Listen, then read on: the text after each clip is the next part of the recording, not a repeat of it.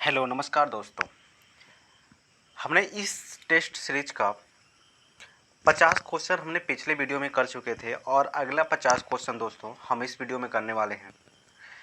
और दोस्तों आपको पता ही होगा कि मैं इस चैनल पर टेस्ट सीरीज चला रहा हूं जो आरआरसी ग्रुप डी के विद्यार्थियों के लिए है जो तैयारी कर रहे हैं। और आपको पता है टेस्ट देने से क्या क्या फ़ायदा होते हैं, तो मैं इसी टेस्ट को खुद देता हूं दोस्तों। फिर आपको उसमें जो भी मेरी कमियां होती हैं वो आपके सामने बताता हूँ और जो हर एक क्वेश्चन का पूरे डिटेल के साथ एनालिसिस करते हैं दोस्तों। तो बिना टाइम वेस्ट किए दोस्तों चलते हैं हम अपने क्वेश्चन की तरफ। ठीक है दोस्तों, इसमें अगर आप देखें तो हमने 50 क्वेश्चन पिछले वीडियो में कर लिए थे और जो 50 क्वेश्चन है दोस्तों हम इस वीडियो में करने वाले हैं।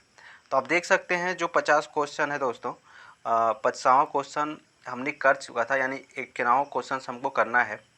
और आपका जो 51 नंबर का क्वेश्चन है दोस्तों, ये कुछ रीजनिंग से क्वेश्चन है और आपको पता है दोस्तों रीजनिंग का क्वेश्चन कैसे किया जाता है, यानी वेन डायग्राम से क्वेश्चन है दोस्तों। क्या देखिए, कुछ स्कर्ट बेंच है, तो देखिए दोस्तों कुछ स्कर्ट जो है वो क्या है, बेंच है। अच्छा, फिर कोई बेंच मेज नहीं है, यानी कोई बेंच जो है वो मेज नहीं है, यानी बेंच और मेज में कोई भी रिलेशन नहीं है। दोस्तों आपसे निष्कर्ष क्या पूछ रहा है, देखिए कुछ स्कर्ट मेज है, देखिए दोस्तों स्कर्ट यहाँ है मेज यहाँ है, डायरेक्ट कोई रिलेशन नहीं है। अच्छा देखिए, यानी ये गलत हो सकता है। कुछ बेंच स्कर्ट है, बेंच यहाँ है और स्कर्ट यहाँ, ठीक है दोस्तों। तो इसमें देखिए कुछ वाला ये पार्ट है, इस मतलब शामिल है, यानी जो अब क्या है दोस्तों, जो आपका ऑप्शन 2 हो जाएगा, क्या हो जाएगा, राइट हो जाएगा। अगला देखें दोस्तों, यहाँ पर आपका क्या है, किससे क्वेश्चन है आपका, मैथ से क्वेश्चन है। एक रिटेलर है जो 12,000 रुपये अंकित मूल्य वाला एक फ्रिज 2 क्रमागत छूट 20% और 10% पर खरीदता है। यदि वह 260 रुपये परिवहन पर व्यय करता है, फिर 14% का लाभ बेचता है, तो फ्रिज का विक्रय मूल्य क्या होगा दोस्तों। तो सबसे पहले आप क्या करिए दोस्तों, आप डिस्काउंट निकाल लीजिए। डिस्काउंट, टोटल डिस्काउंट क्या होगा, 20% और 10%। ये सक्सेसिव क्रमागत छूट है दोस्तों, यानी सक्सेसिव डिस्काउंट है। तो आपको पता है 20% और 10% का जो सक्सेसिव डिस्काउंट होगा वह कितना हो जाएगा। अगर आप निकालना चाहते हैं तो -20, फिर -10, फिर प्लस दोस्तों -20 गुणे -10, यानी -20 गुणे -10 बटे 100। यानी इसको आप सब सॉल्व करेंगे दोस्तों, तो आपको यानी अगर हम कर दें तो टोटल आपका जो डिस्काउंट निकलेगा दोस्तों वो 28% डिस्काउंट निकलेगा। ठीक है, 28% डिस्काउंट, यानी 12,000 रुपये का अंकित मूल्य था, उसका 28% डिस्काउंट निकालेंगे। ठीक है, जो भी डिस्काउंट आएगा दोस्तों उसमें आप 260 रुपये जोड़ेंगे। करने का मतलब क्या है, डिस्काउंट के बाद जो मूल्य आएगा उसको 260 पे जोड़ेंगे और फिर उसको 14% लाभ पर बेच देंगे, यानी वही आपका क्या हो जाएगा, आंसर हो जाएगा। ठीक है, चलिए आगे चलते दोस्तों। यहाँ पर देखिए तो को अखिल भारतीय युद्ध स्मारक के रूप में भी जाना जाता है। तो दोस्तों आपको पता है इंडिया जो गेट है दोस्तों, यह अखिल भारतीय युद्ध स्मारक के रूप में जाना जाता है दोस्तों। इंडिया गेट पे जितने भी शहीद सैनिक हैं उनके नाम अंकित किए गए हैं दोस्तों इस गेट पे। ठीक है, चलिए आगे चलते हैं दोस्तों। एथनोइक अम्ल को आमतौर पे कहा जाता है दोस्तों, एथनोइक अम्ल को आमतौर पे दोस्तों एसिटिक अम्ल कहते हैं और इसका फार्मूला होता है दोस्तों CH3COOH। ये आपका एसिटिक अम्ल का फार्मूला होता है दोस्तों। ठीक है, सल्फ्यूरिक अम्ल का फार्मूला क्या होता है दोस्तों, H2SO4। क्या होता है, H2SO4। हाइड्रोक्लोरिक अम्ल का दोस्तों HCl, ये आपका हाइड्रोक्लोरिक अम्ल का फार्मूला होता है। पेट में हाइड्रोक्लोरिक अम्ल बनता है जो भोजन के पाचन में क्या करता है, सहायता करता है। क्वेश्चन बनता है कि पेट में कौन से अम्ल उत्पन्न होते हैं, यानी स्रावित होते हैं। तो जो हाइड्रोक्लोरिक अम्ल होता है यह पेट में स्रावित होता है और ये भोजन के पाचन में क्या करता है, सहायता करता है। ठीक है, तो ये सारी चीज़ आपको याद रखनी चाहिए। ये रीजन का क्वेश्चन दोस्तों सिंपल सा देख सकते हैं, ये फिगर आपका इस फिगर से लिया गया है। ठीक है, चलिए यहाँ पर देखें, एक समांतर श्रेणी में 5वें पद 11वें पद का अनुपात 2 और 3 है। छठा पद 13वें,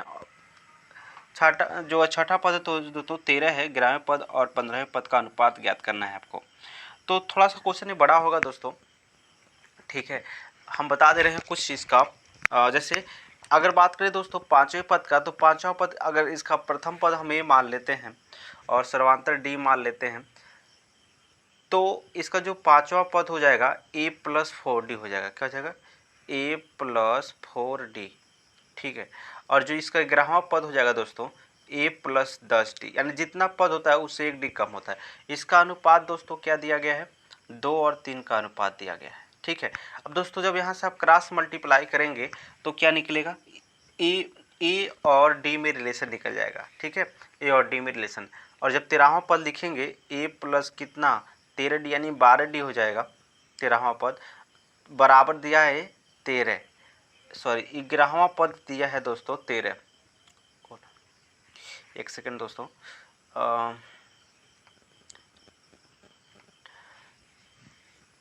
11वां पद आपका दिया है 13, सॉरी छठा पद दिया है 13। तो ए प्लस जो 5 डी हो जाएगा वो क्या हो जाएगा? 13।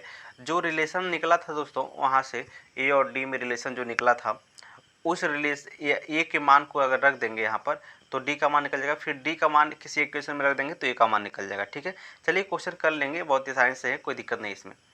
जयपुर में हवा महल का निर्माण किसने करवाया था दोस्तों? तो आपको पता है जयपुर में जो हवा महल का निर्माण था दोस्तों वह सवाई प्रताप सिंह ने कराया था। ठीक है, 1778 ईस्वी में।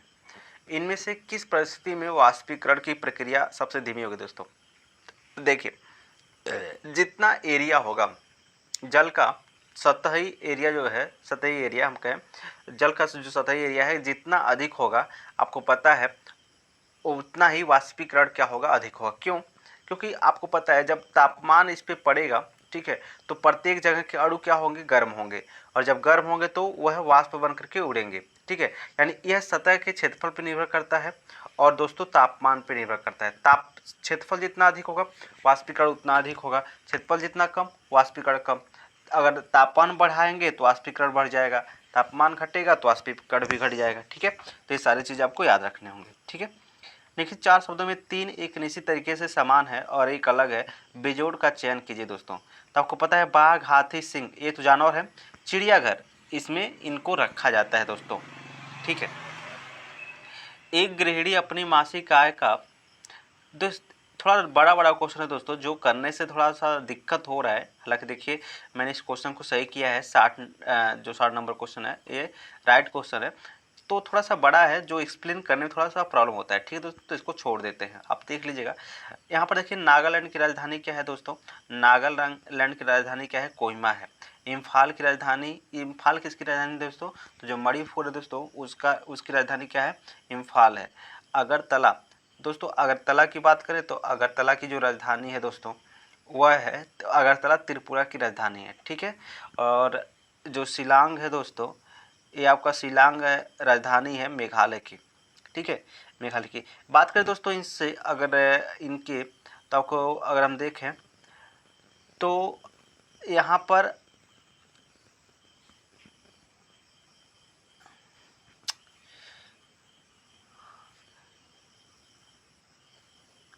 ठीक है दोस्तों, अगर बात करें दोस्तों नागालैंड की, तो देखिए नागालैंड की अगर बात करें तो नागालैंड से संबंधित कुछ क्वेश्चन बनते हैं कि मतलब इसका गठन कब हुआ दोस्तों? तो नागालैंड का जो गठन हुआ दोस्तों 1 दिसंबर 1963 को हुआ दोस्तों। राजधानी इसकी कोहिमा है, मुख्यमंत्री नेफ्यू रियो हैं, राज्यपाल RN रवि हैं दोस्तों, और सबसे बड़ा शहर इसका जो है दोस्तों दीमापुर है। यहाँ पर हार्नबिल फेस्टिवल का नागालैंड में मनाया जाता है दोस्तों, यानी पूछा जाता है हार्नबिल फेस्टिवल का किस राज्य से संबंधित है? तो दोस्तों वो नागालैंड से दोस्तों। ठीक है, अगर बात करें दोस्तों मणिपुर की, तो मणिपुर की जो राजधानी है दोस्तों वह है इम्फाल, और इसके मुख्यमंत्री जो हैं दोस्तों N बीरेन सिंह हैं, और जो इसके राज्यपाल हैं नजमा हेपतुल्ला हैं। अगर बात करें दोस्तों त्रिपुरा की, तो त्रिपुरा की राजधानी आपका पता है अगरतला है। ये इसके जो CM है दोस्तों वह कौन है? बिप्लब कुमार देव हैं, और जो राज्यपाल हैं दोस्तों रमेश बैस हैं। मेघालय की बात करें तो मेघालय की राजधानी शिलांग है। इस यहाँ पर जो क्या है मुख्यमंत्री है दोस्तों, तो कोनराड संगमा है दोस्तों, और जो यहाँ पर गवर्नर है दोस्तों वो हैं सत्यपाल मलिक। ठीक है दोस्तों, तो ये चीज़ें आपको याद रखने होंगे। यहाँ पर देखिए दोस्तों सिंपल सा क्वेश्चन था दोस्तों, यहाँ पर आपसे पूछा गया 5 किलोग्राम वाली गोली के वेग की गणना कीजिए यदि बंदूक में दागने पर 100 किमी प्रति घंटा के संवेग प्राप्त करता है। अच्छा, संवेग क्या है दोस्तों? जो गोली का संवेग है दोस्तों वह 100 किमी प्रति घंटा है। ठीक है, 100 केजी प्रति घंटा है। ठीक है, 100 केजी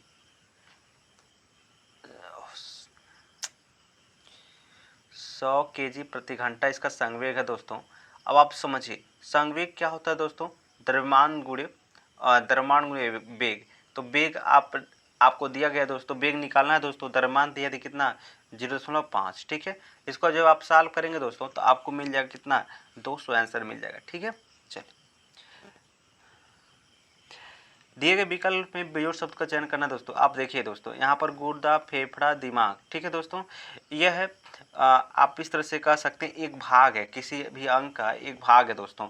और हाथ क्या है? एक अंग है दोस्तों। ठीक है, तो इसको भी याद रखिएगा, यानी हाथ बाहरी अंग है ऐसे भी कर सकते हैं, और जो ये सब चीज़ें थे वो आंतरिक अंग थे दोस्तों। ये मैथ का क्वेश्चन दोस्तों, सिंपल सा क्वेश्चन दोस्तों, आप इसको समझ सकते हैं, कोई दिक्कत नहीं इसमें।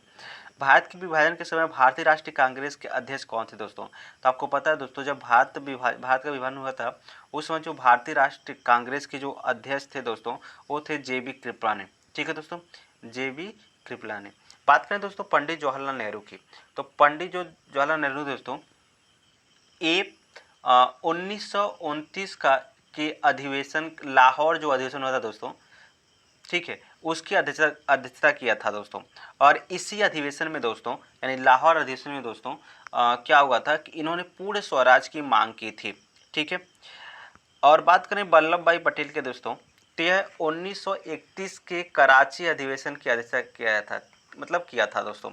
यानी वल्लभ पटेल कब किया था? 1931 में कराची का जो अधिवेशन हुआ था दोस्तों, उसकी जो अध्यक्षता किया था वह वल्लभ भाई पटेल ने किया था।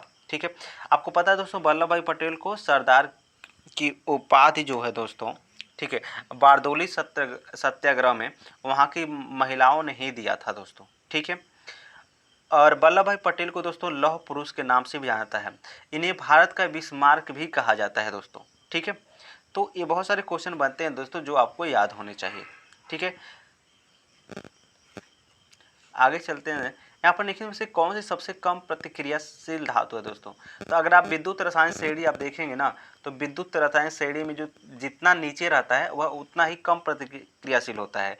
तो आप विद्युत रसायन श्रेणी में लोहा, एल्युमिनियम, कैल्शियम, ठीक है, इस ये सब ऊपर है, तांबा सबसे नीचे है, इसलिए तांबा क्या होगा? एक कम प्रतिक्रियाशील गैस होगा, धातु होगा। ठीक है, यहाँ पर आप देखें तो लॉजिक सिंपल सी बात है दोस्तों, क्या चल रहा है?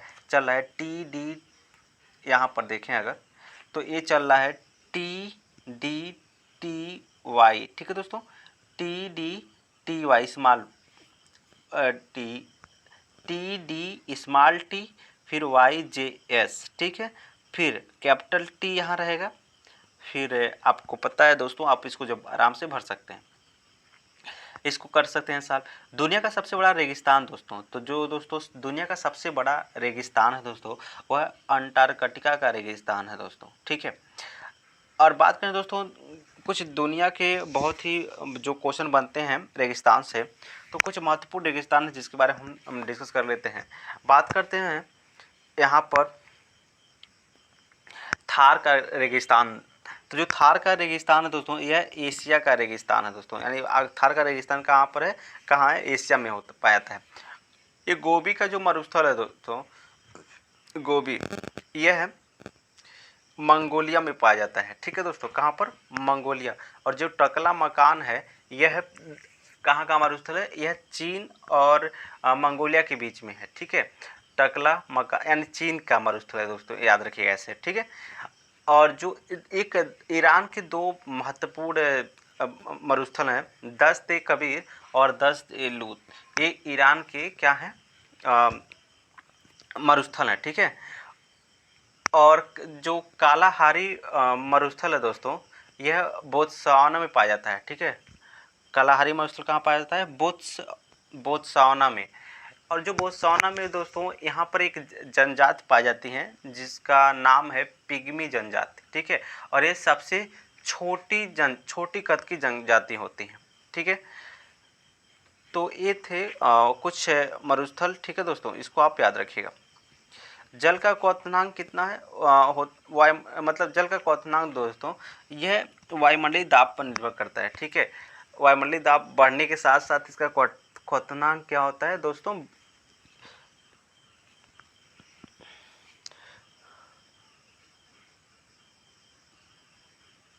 अगर दोस्तों दाब बढ़ता है ना तो क्वथनांक भी बढ़ जाता है, और दाब घटता है तो क्वथनांक भी क्या होता है, घट जाता है, तो इसको भी याद रखिएगा।